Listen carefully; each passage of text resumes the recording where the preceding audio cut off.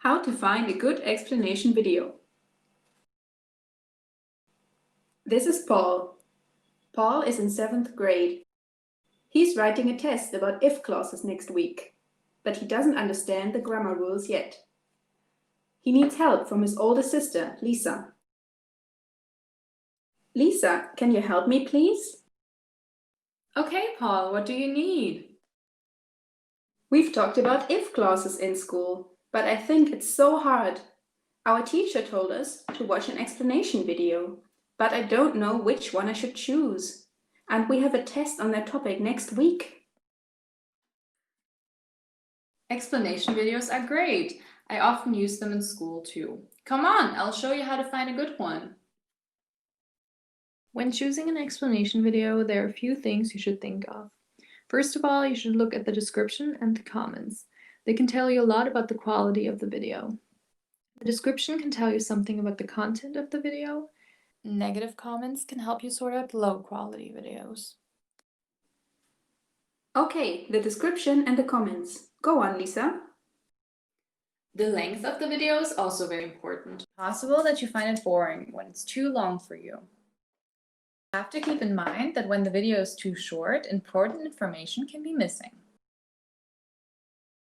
Okay, description, comments, not too long and not too short. Anything else? Of course, the next thing you should look at is the title of the video. Does it clash with the content? Then don't watch it. The first few seconds of the video can help with that. Does the video also have a good structure? It is important to know what you can expect in the beginning. Oh God, I would have never thought that there is so much to think of when choosing an explanation video. I know, but when you've used this checklist a couple of times, you will be an expert in no time, for sure. Thanks, Lisa. Hold on, there's more. The number of clicks and likes, as well as the comments, tell you whether the quality of the content is good or bad. The video design should be engaging and fun, but not distracting. Animations are so fun. I like them. Sure, but you have to be careful. Don't get distracted by them. Okay, Paul, there's one final but very important tip left. When you are done watching the video, you should be able to explain the topic to others. Then you know that the video was useful. I'll be a grammar expert in no time. Sure. Remember, these tips are not only useful for grammar videos, but also for any other explanation videos. Don't forget them. They will help you in the future.